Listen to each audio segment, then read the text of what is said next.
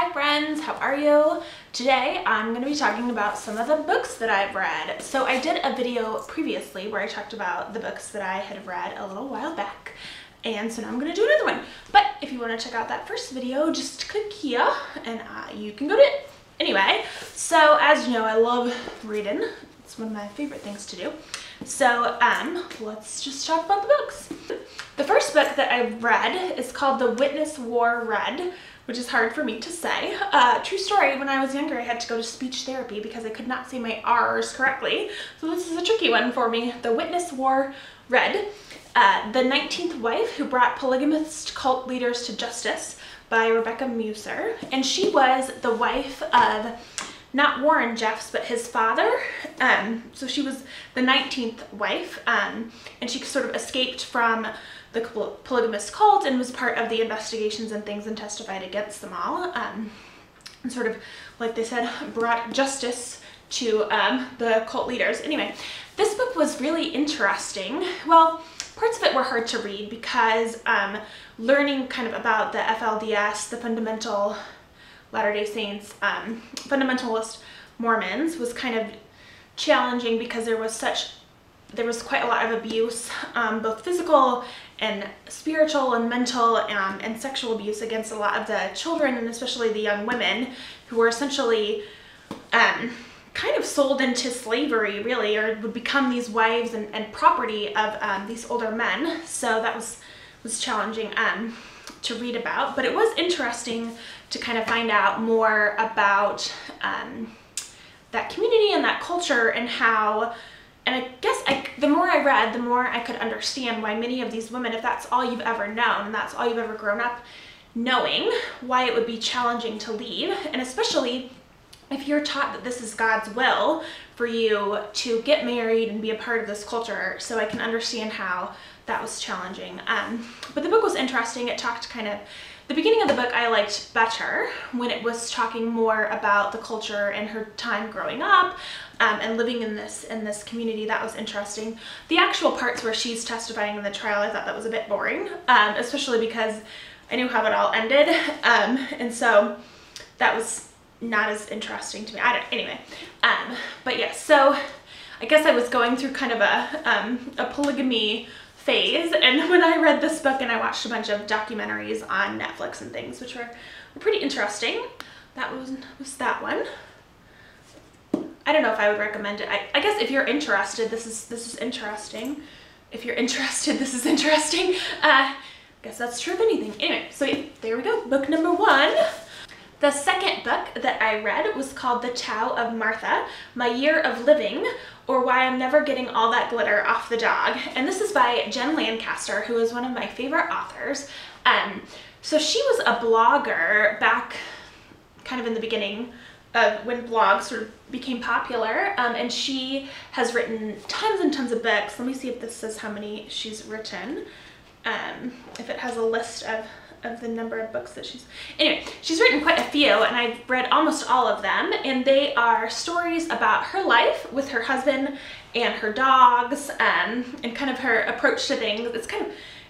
And she's hilarious. One of my favorite things that she does or talks about is she calls people asshats, which to me is really, really funny. I don't know why. I think that's a funny thing to call someone. So this was the latest book that she's written that I hadn't read yet. And so she decides that she's going to take a year of her life and sort of live more like Martha Stewart does, and kind of channel her inner Martha in terms of the way that she lives and plans parties and kind of goes about her life. So it was quite funny. So she's read, her first book was called Bitter is the New Black. And that was sort of all about how she sort of started working professionally in the .com era, and when that kind of blew up, what she needed to do, how she was going to make a living. So she started writing, and she's extremely funny. So she also writes fiction books, which are a lot of the books a lot of the books that she does that are fiction, the characters in the fiction books are very similar to herself. So it's sort of like she's taking her own life and then kind of embellishing it to make the story funnier. So I'm not such a big fan of her fiction books because I would rather just read about her own life, which is quite humorous in and of itself. So I really did, I think she's hilarious. She has a webpage as well, which I think she still keeps up her blog. I'm not for sure.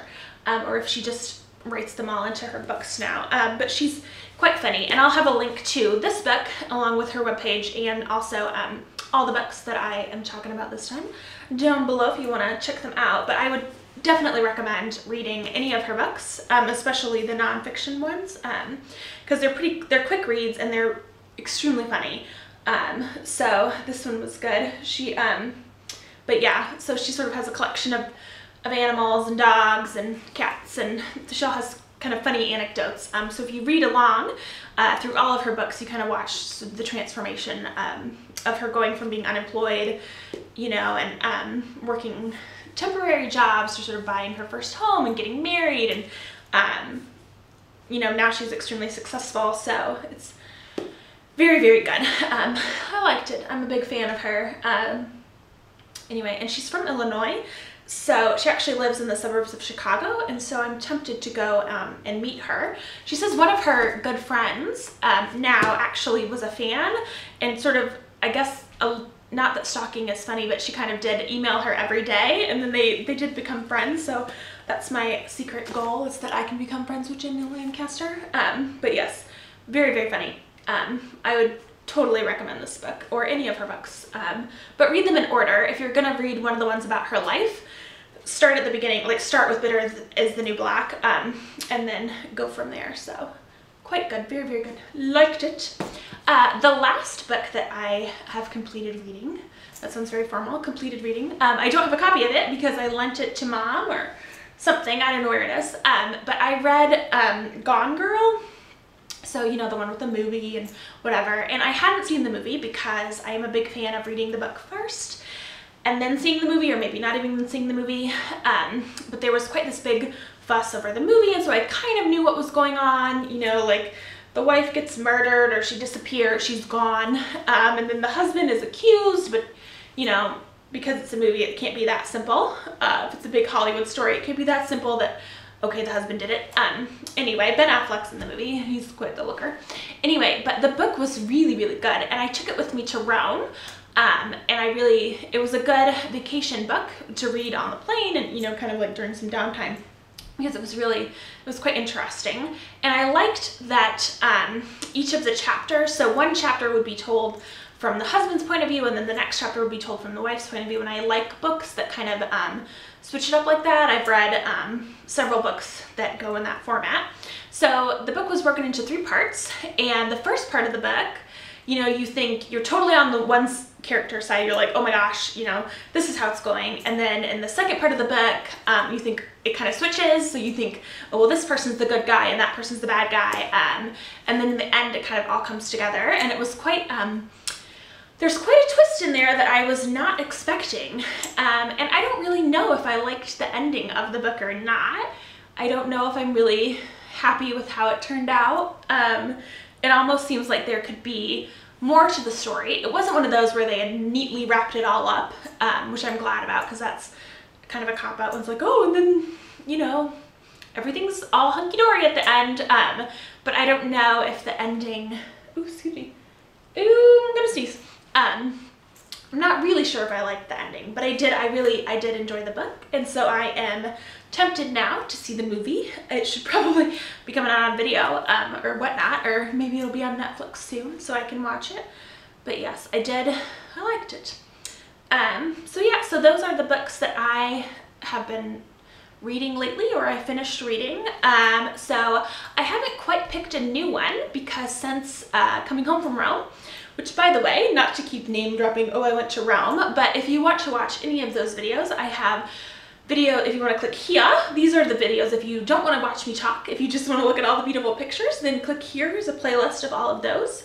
Or if you want to watch the actual vlogs and hear my proclamations of things being beautiful and loving it and watching me giggle with mom and dad, then you can click here and watch the actual vlog videos. So check out my adventures in Rome. It really was spectacular. But anyway, since returning home, I haven't picked a new book to read. So if you have any suggestions, then leave them in the comment section and I will certainly check it out, because I read almost anything. I mean, as you can tell, last time I was reading books about Jesus, and now I'm reading about polygamy and Martha Stewart and murder. So anyway, I will read most anything. But yeah, so let me know. So that is about it for me today. Thank you all so very much for watching. And if you have not subscribed and you wanted to see more of my beautiful face, or my goofy face, then please go ahead and do so. I hope you all had a great day and I will see you later.